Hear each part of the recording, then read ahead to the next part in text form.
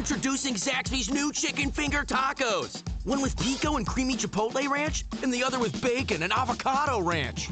Chicken expert since 1990. Taco expert since now. Woo, saucy! Zaxby's. You're listening to the Archaeology Podcast Network. You're listening to The Archaeology Show. TAS goes behind the headlines to bring you the real stories about archaeology and the history around us. Welcome to the podcast. Hello and welcome to the Archaeology Show, episode 238. On today's show, we tour the ancient Minoan palace at Knossos. Let's dig a little deeper into all those Minoan layers. That's dumb, but I'm keeping it. All right, bye.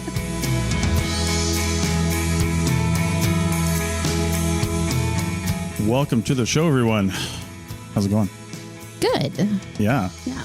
We are recording this from the oldest settlement in Nevada, 1851. Yeah. Genoa. Mm-hmm. Yeah. It's a really cute little town. From what I understand, that's a little bit of a point of contention. I think there's some other there places always is, that, right? Yeah.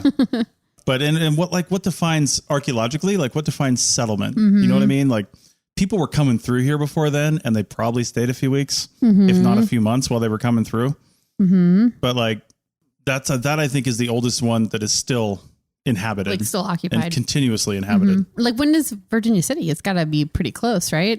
Well, I mean, Virginia City didn't blow up until they found the Comstock lode, which was, what was it, 1870s later or something? Okay. Yeah. So yeah. Well, anyway. It's a really beautiful little area tucked right up against the Eastern Sierras south of Carson City in Nevada. So we always love coming here. And this is where we usually stay when we come back to this area. Yeah. So it's pretty. It looks much like Crete, an island. Surprisingly so, right? In the Greek islands. Yeah, that is one thing. Another surprise here, if you've been listening to the show for the last month, we're going to talk about Greece today. Yeah, more Greece talk. More Greece. Welcome to our travel podcast. I mean, archaeology podcast. Right. Chris and Rachel travel the world. All right. We do plan our travels around archaeology to some extent. Yes. So, and going to visit Crete was no different because there's some really cool archaeology there. Yeah. But back to what you were saying about the sort of geography. Well, the vegetation. The environment. The landscape. Yeah, the landscape. It's very hilly. All the islands are very hilly, very mountainous. It looks like a lot of like scrub around, not like sagebrush. No, it's not like the desert here, but it's definitely not like a lush green environment. No. It was a little bit more in Crete because it's bigger, but it reminds me a lot of the high desert Nevada, though. It does. Just with different trees. Yeah. Like most of the leafy trees there are olive trees. And it was very humid, so it's definitely not desert, but it was an interesting environment. I hadn't ever experienced anything like that. So, all right. Well, this episode, as we mentioned in the intro, is all about Crete and more specifically the palace at Knossos that we went and visited. Yeah. But before we get to that, we wanted to just talk about Crete a little bit because we landed in Heraklion and we rented a car because the place we were staying was like an hour away. And just pro tip, like renting a car was cheaper than taking a taxi there and back. You could take the bus and that would be cheaper, but it would take a really long time and you're on a bus in Greece. So But if you can handle driving a stick, you can get an automatic, but they're hard to find. And I think they're more expensive too, but fortunately you are an expert at driving stick, unlike me. So I didn't kill it once. You didn't. And I hadn't driven a stick in a long time. I think you almost did that one time when you were reversing out. Like it was. You just give it the gas. But you caught it. You caught it. It was good. Right. Well, Crete is currently one of 13 administrative regions of modern Greece. And I took administrative region to mean like almost like state. Yeah. You know? I think so. Yeah. So, but it's a really big area. In fact, it's the 5th largest island in the Mediterranean and the largest of the Greek islands. And I believe it's like the furthest south away from the mainland too, right? I don't know if there's any other little ones hanging on. Yeah, I guess there could be some smaller ones out further, but it is very far south. Yeah. Like we had to go basically all the way through the Cyclades to get down to Crete. Right. So, yeah. Yeah, it's a ways away from Athens anyway. Yeah. It's long and narrow, measures 160 miles east-west and 7.5 to 37 miles wide. So it's another reason to rent a car if you go visit, because there is so much to see on this island.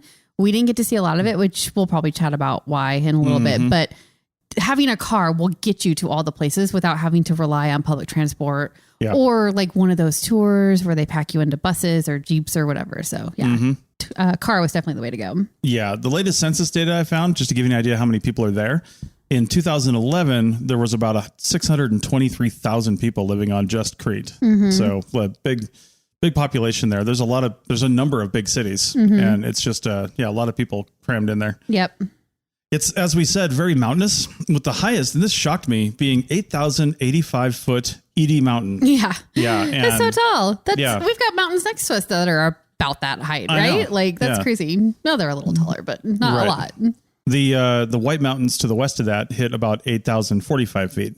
So very, very, very mountainous. They've got like highlands. They've got, lowlands by the sea, of course. And then they've got this big gorge that's like a national park for Greece. It's really beautiful country.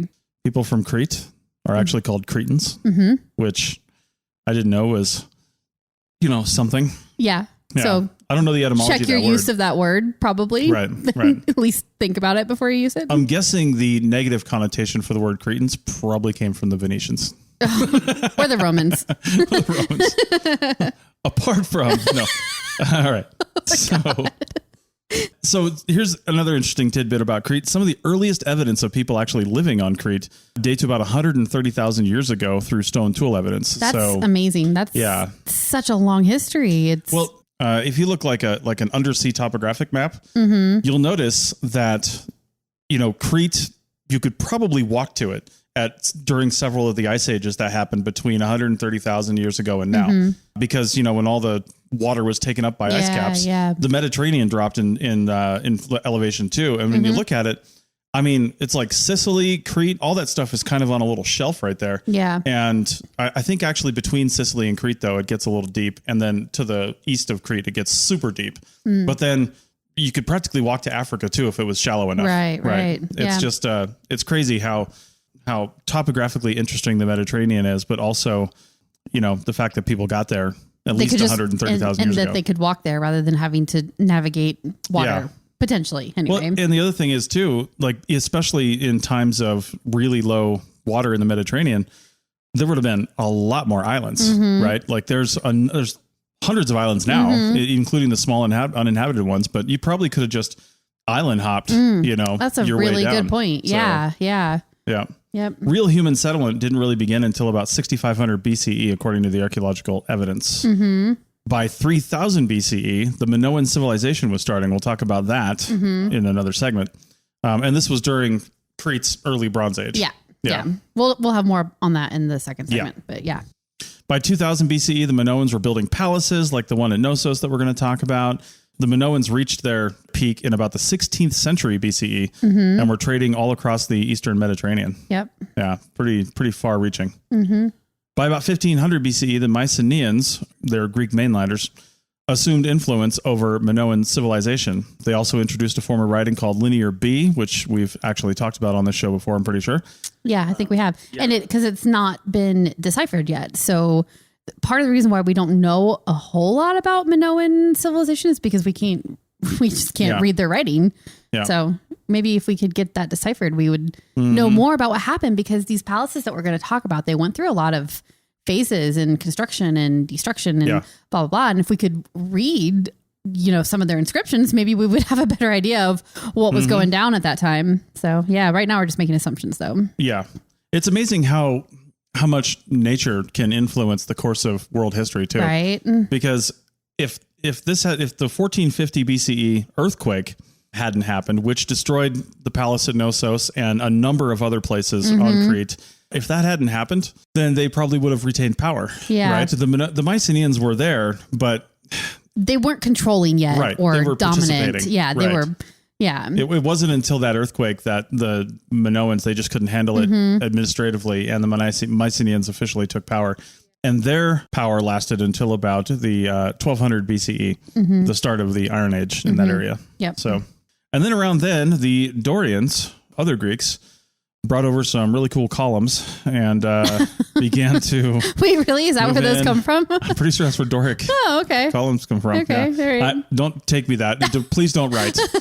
Please don't write. Yeah. If you do have anything bad to say, it's Tristan at archaeologypodcastnetwork.com.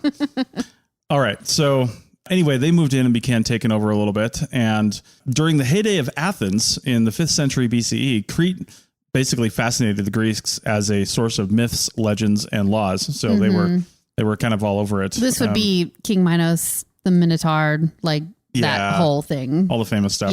Yeah. By 67 BCE, Crete was conquered by the Romans, and they made it part of a North African province called, I'm going to get this wrong, Cyrenaica. I don't really know. Cyrenaica. Yeah. Cyrenaica. I don't know. Yeah. Byzantium, which was basically the Eastern Roman Empire, gained control in 395 CE. Yeah. The histories, when you look at these, it looks like it's changing control a lot, but there's hundreds of years between these. Yeah. So people were stable. But you do have to wonder, like, what that was like, what that meant exactly, you know? Yeah, but like I said, maybe not much. Probably not a lot for for an everyday person and an everyday family, except right at that transition point. There might have been a little bit of whatever, but then the before and after is probably just like, even if it takes 100 years to like get over it, right? Yeah. Like like again, 395, the Eastern Roman Empire gained control, but then by 824, almost 500 years later, Arabs gained control over parts of the island and then lost that control by 961. Yeah. So in 150 years, they couldn't get the rest of the island. Well, Crete always sort of controlled itself for the most part, except for when it was under the Greeks.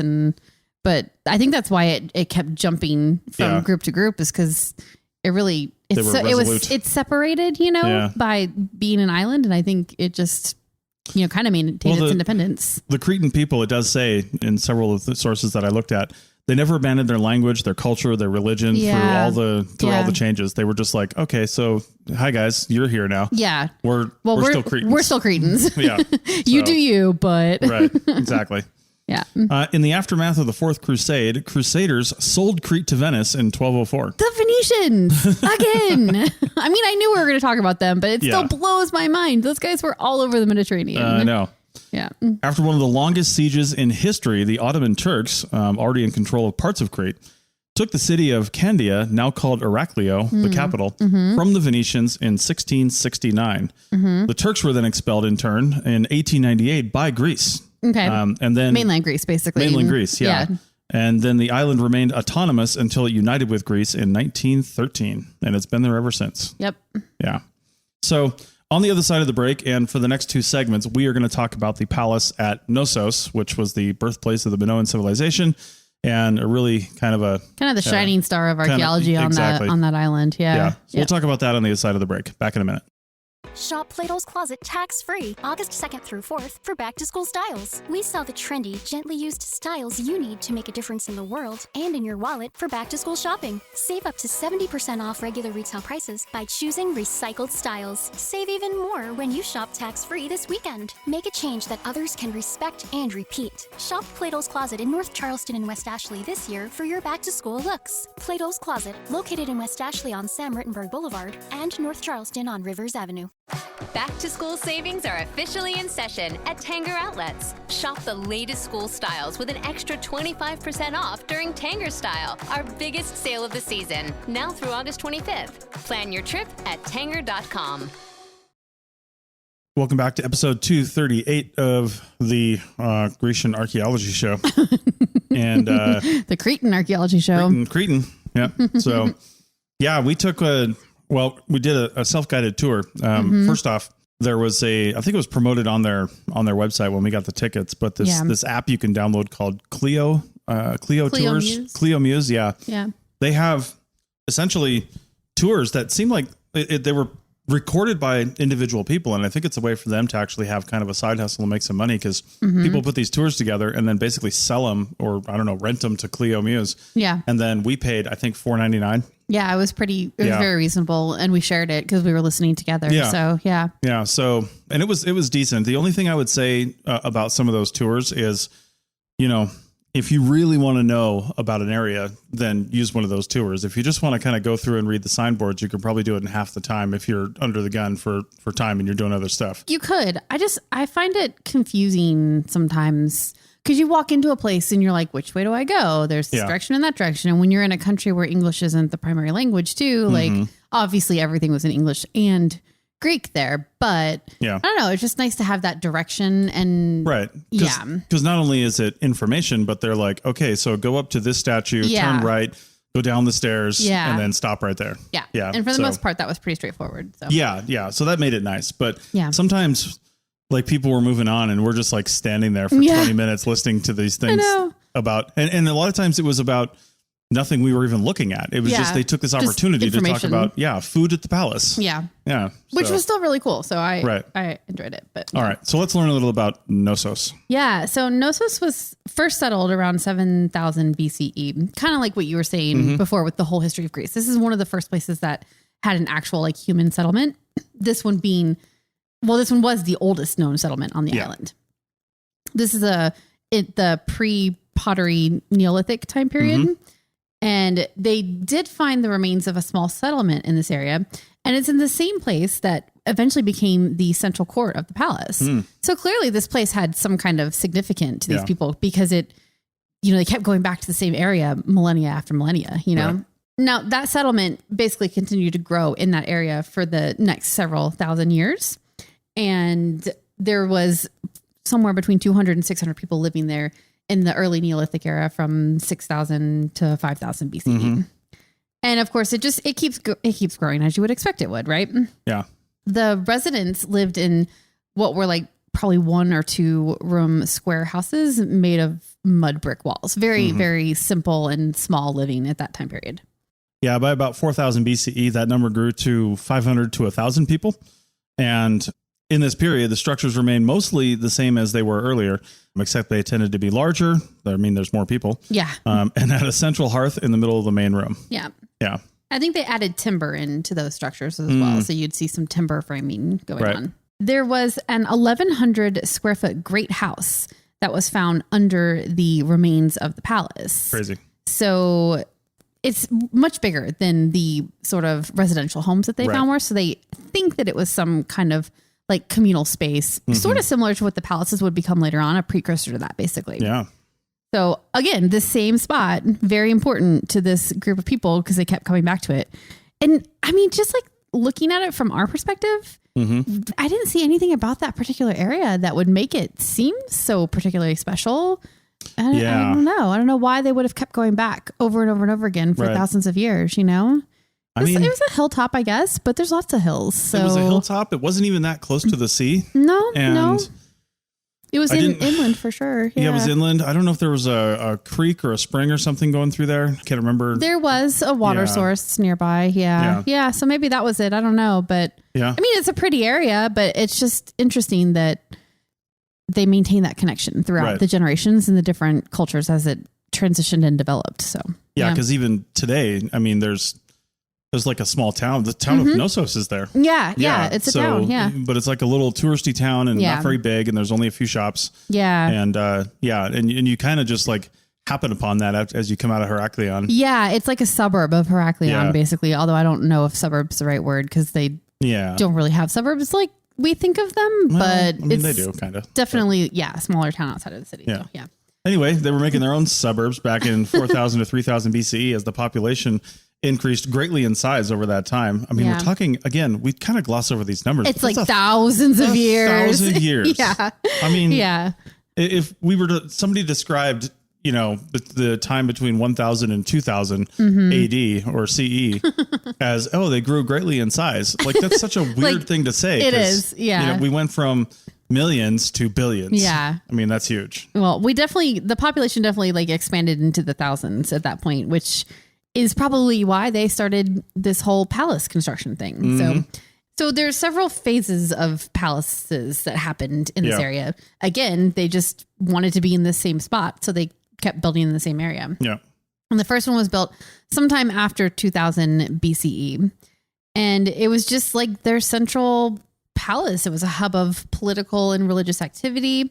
And this was definitely completely different from the Neolithic villages that came before it, because those were, except for that great house in the sort of the previous couple, 1,000 years leading up to it. But before that, it was just like separate residential structures, not these large communal structures. So when we started transitioning into this like palace thing, that's when you really have this development of a complex society that starts here. So yeah. Yeah. And that's pretty well known anthropologically, when you start going from, bands and tribes up to, chiefdoms and city states eventually. Yeah. And if you've got a palace, you're probably in the city state realm, right? Oh, definitely. You have an entire governing body whose only job is to basically rule and govern. To keep the city running. Yeah. It's the government. So. Yep. Which implies they have a big enough economy that they can support something like that. And we'll get to what their economy was made of, but they did, they had a lot. This island is very resource rich. So they had a lot going on, and they were just a growing, flourishing society at this point. Mm-hmm. Yeah. The palace at Knossos wasn't the only Minoan palace. There were others built around the same time, including Mallia, Festos, and Zacro, to name a few. Yeah. You did the research on this little part of it. Mm-hmm. Were they near this palace, or were they spread across the island? Did it say? I didn't look up where they were specifically, but it does sound like they would have been in contact with each other for sure. Mm-hmm. The interesting thing is that Knossos was the largest of them, but it does not appear like it ruled over them necessarily. They each sort of retained their own material culture. Like governors. Yeah, exactly. They have their own pottery styles. They have their own structures and everything. It seems like they were separate and not unified under one person, government, whatever. Just because Knossos was the biggest, that it was just probably the richest, Yeah. Yeah. Now, like I said, this early phase of palaces, they were mostly destroyed by 1700, most likely by earthquakes, which apparently are really frequent in Crete. Didn't know that before we went there. Would have been nice to know to watch out for the earthquakes while we were there. But that's another thing you can see if you look at a topographical undersea map of the Mediterranean. It's ripped apart. Yeah. And that's why there's so many islands and all that stuff. And there must be a series of fault lines going through that area, which is why there's so many earthquakes in Athens and Greece and the islands in general. Yeah, there's a lot there. And it does not bode well for the architecture, especially prehistoric architecture that doesn't have the protections against earthquakes that modern architecture does. So it sounds like they wreaked some havoc. They did surprisingly well. They did. But in some cases, not well enough to rebuild. Yeah. So, like I said, these early palaces were mostly destroyed by 1700, and then they were rebuilt on a grander scale in all of the different places that had palaces. Mm-hmm. They all went through phases of destruction and rebuilding by 1650 BCE. The remains that we saw were basically in place the way that they were by then. And one quick side note, there is some more recent research that supports the idea that there's not this completely distinct first and second phase of palaces like I just described. Yeah. That's been like the prevailing theory, I guess, over the past decades. But more recently, it seems from the research that archaeologists are doing that they likely reused and rebuilt parts of the older ones over a span of time. And I mean, it only makes sense, right? Like an earthquake happens and maybe just the western wall comes down and they have to rebuild that part. So it actually, to me, it makes more sense that they wouldn't have had the complete destruction of an entire palace, razed to the ground, and then they rebuilt brand new. It was probably a little bit more nuanced than that. And happened over time, and it just wasn't as abrupt. Yeah, exactly. Yeah, for sure. Yep. And that makes sense. You always look through the lens of history, and it seems like things are happening on top of each other, but it happened much more gradually than that. Yeah. All right, let's take our last break and we'll talk about where they got their money, what they were doing, and some other stuff, and then our own experiences at the Palace of Knossos. Back in a minute. People are driven by the search for better. But when it comes to hiring, the best way to search for a candidate isn't to search at all. Don't search, match with Indeed. The hiring process can be slow and overwhelming. Simplify hiring with Indeed. Indeed is your matching and hiring platform. With over 350 million global monthly visitors according to Indeed data, and a matching engine that helps you find quality candidates fast. Ditch the busy work. Use Indeed for scheduling, screening, and messaging so you can connect with candidates faster. Join more than 3.5 million businesses worldwide that use Indeed to hire great talent fast. Listeners of this show will get a $75 sponsored job credit to get your jobs more visibility at Indeed.com/PODKATZ12. That's Indeed.com/PODKATZ12. Terms and conditions apply. Well, we got a minute. I'm going to buy that truck I've been wanting. Wait, don't you need like weeks to shop for a car? I don't. Carvana makes it super convenient to find exactly what I want. Hold up. You're buying a car on your phone? Isn't that more of a laptop thing? You can shop wherever you want. I like to do my research, read reviews, compare models. Plus, Carvana has thousands of options. How'd you decide on that truck? Because I like it. Oh, that is a great reason. Go to Carvana.com to sell your car the convenient way. Is your vehicle stopping like it should? Does it squeal or grind when you brake? Don't miss out on summer brake deals at O'Reilly Auto Parts. O'Reilly Auto Parts. Welcome back to episode 238 of the Archaeology Show. And we're talking about Knossos. So when we were walking around and listening to our tour, one of the things they mentioned a lot, actually, was how they, what they exported, and traded for and things like that. Yep. And basically, how they got to their kind of rich status. Yeah. I mean, these palaces were crazy. Yeah, they were huge and they were expensive and elaborate. Yeah. Yeah. So during the 1650 time, when we talked about when the palaces were being rebuilt on a grander scale, the Minoan civilization was reaching its peak. And that's primarily because their export of goods like olive oil, wine, wool, things like that. And again, there are olive trees, like wild olive trees and plantations all over the island. Literally everywhere. Yeah. All over Greece, actually, but also Crete specifically. Yeah, for sure. And so Minoan ceramics, too, is another way that they know that this city was flourishing trade-wise, because they've been found all around the Mediterranean area, including Egypt, Syria, Anatolia, Rhodes, the Cyclades, Sicily, and mainland Greece. So these guys were really getting around with their trading for sure. Oh, yeah. Yeah, I mentioned it would have been, too. I mean, not really, maybe not necessarily getting around, but I mean, Crete is kind of a big stopover if you're coming from almost anywhere else in the Mediterranean and headed to like Greece, Italy, that area. Crete would have been a huge island. And since there's people here and they have stuff, it would have been a good place to restock and, trade and do whatever you need to do. Yeah, definitely. So the other palaces that we discussed, the Malia, Festos, and Zakros, they were all basically destroyed by 1450 BCE. That was that earthquake that you mentioned in the first segment, did some really bad damage.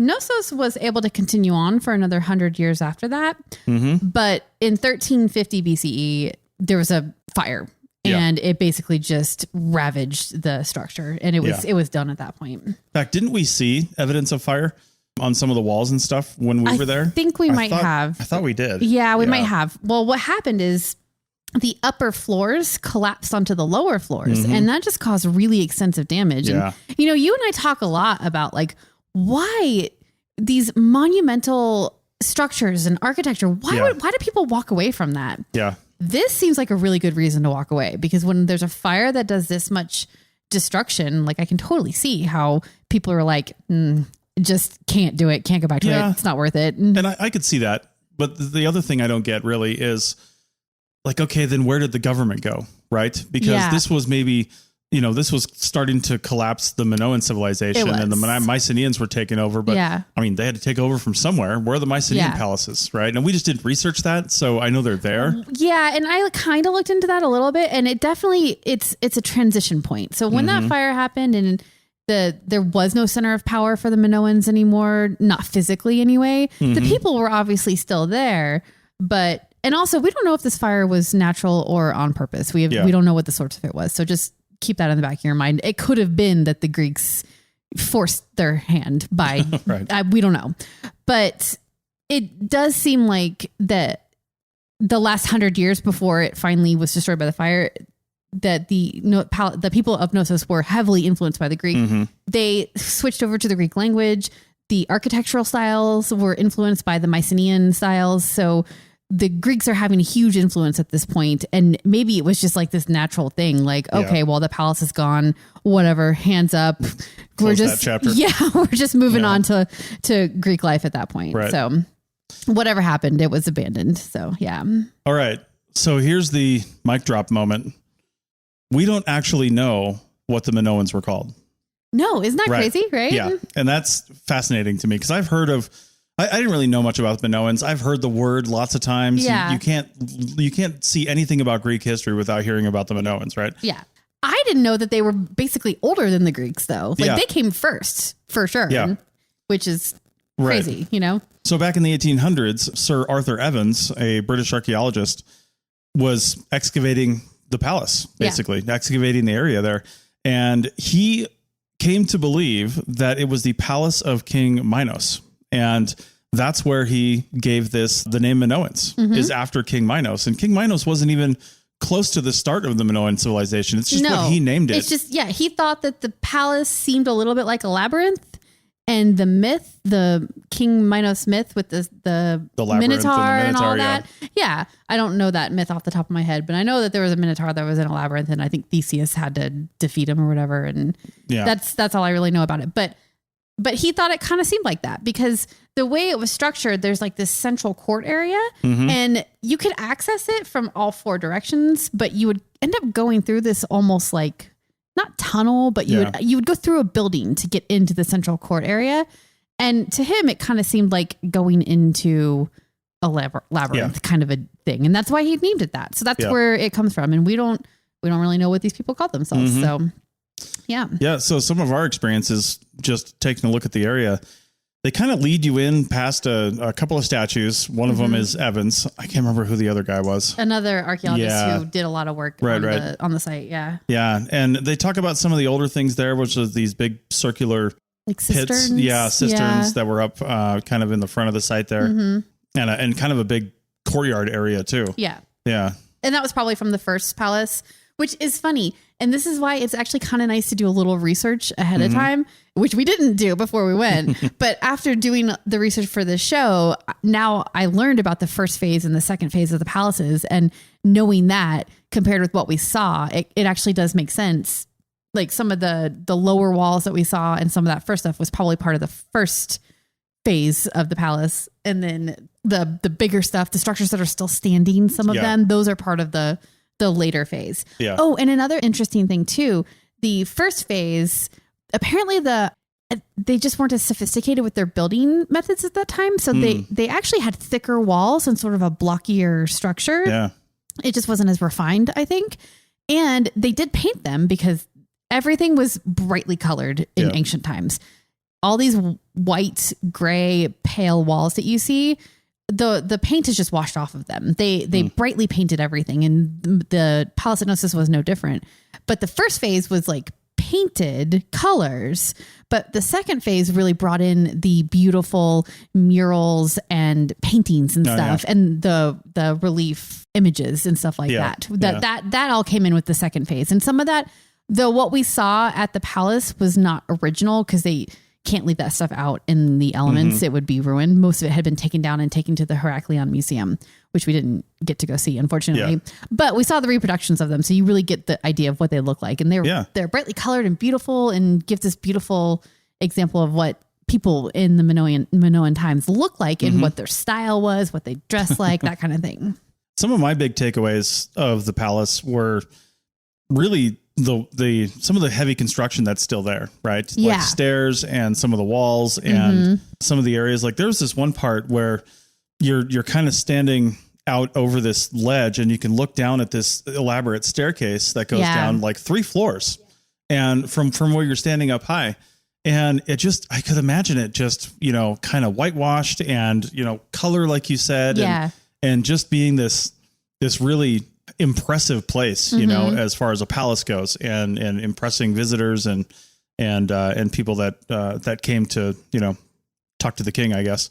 Yeah. But it would have been pretty spectacular. It really would have. That's the one thing that's weird about the ancient world.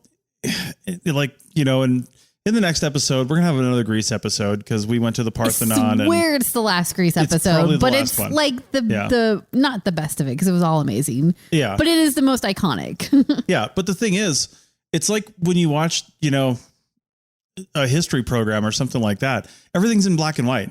Yeah. And a lot of times, even like the recreations of things are in black and white because to us, that means old. Yeah. Right. Because it's weird because if we'd started with color TV, what would old mean? Right. Right. We wouldn't know. Right. Right. So, but everything, it's black and white TV. So everything was old and there's black and white photography, although there was color photography a long time ago.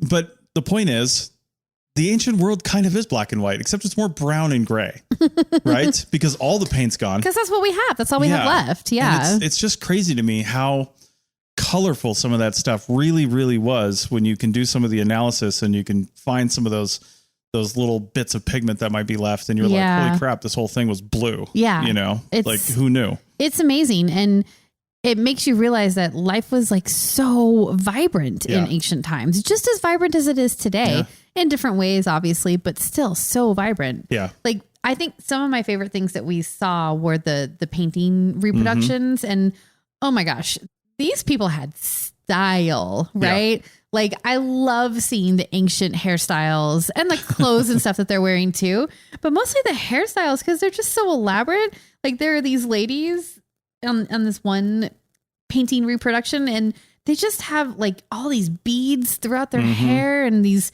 crazy little like curly cute ponytail things going everywhere. And I'm like, man, you guys put some work. If the ladies of this area really put that much work into their hair, like that was a lot of effort. So it's just, I love seeing that kind of stuff. It's really cool. And if you're listening to this, like first thing Sunday morning when it comes out, hopefully you can come back to our Instagram channel for ArcPodNet because we were listening to the tour on my phone. So I'm going to have to get Rachel to post all the pictures that we have, a select curation of pictures. Yeah. Maybe in a couple dumps onto our thing. Cause I think you can only do like 10 on a single dump on Instagram. But so check out ArcPodNet on Instagram and hopefully we can get some pictures of the things we saw up there.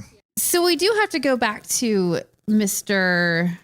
Evans really quick because one of the things, and actually I think our tour kind of glossed over this a little bit because they just sort of revered him as like, you know, the archaeologist that did all the work. But this is 100 years ago that he's doing this work. And it sounds like he did a lot of like extensive restoration work.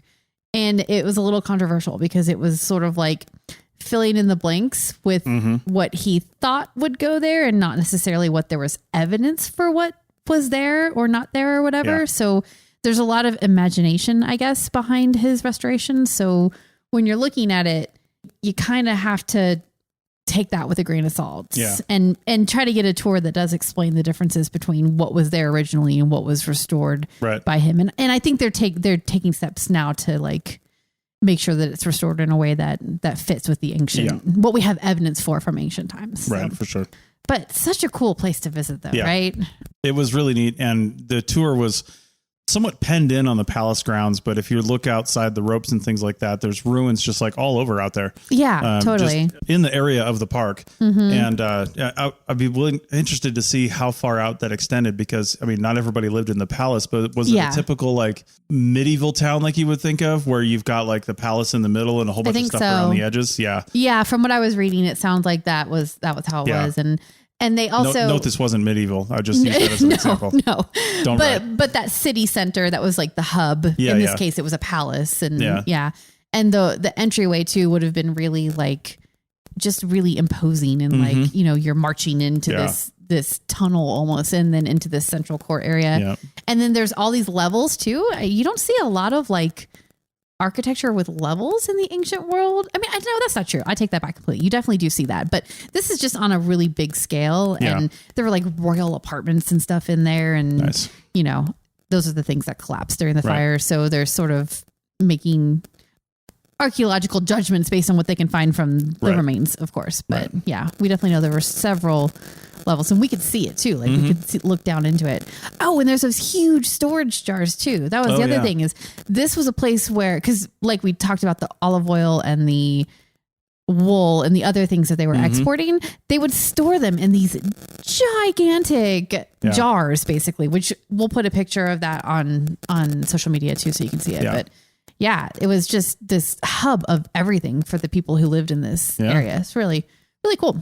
All right. Well, with that, we'll put a close the book on our Cretan experience. And from there, we went on to Athens for the last 5 or 6 days of our time in Greece. Yeah. And so next time around, we promise it's our last Greece episode. But and in fact, now that I'm saying that out loud, we might actually postpone that one by a week. Oh, we might have a special episode next week. Yeah. I'm not going to say it out loud. No, don't say it. But I think we already did say it out loud. Oh yeah. But the next Greece one, we're going to talk about the necropolis, the agora, the Acropolis, the Acropolis, yes, and of course the Parthenon, and some other stuff that we saw, and the Acropolis Museum, which was super cool too. Oh yeah, that was amazing. So, all right, with that, we will go away, and we're probably not going to think about Greece for a little while, although it's going to be hard because last it was month. amazing. But yes. Anyway, all right, we'll see you guys next week. Bye.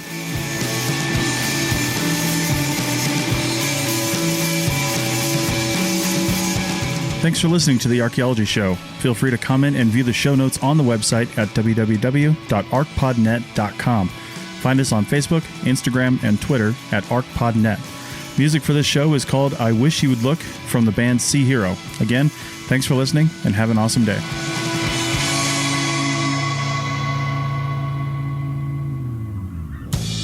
This episode was produced by Chris Webster from his RV traveling the United States, Tristan Boyle in Scotland, DigTech LLC, Cultural Media, and the Archaeology Podcast Network, and was edited by Chris Webster. This has been a presentation of the Archaeology Podcast Network. Visit us on the web for show notes and other podcasts at www.archpodnet.com. Contact us at chris@archaeologypodcastnetwork.com.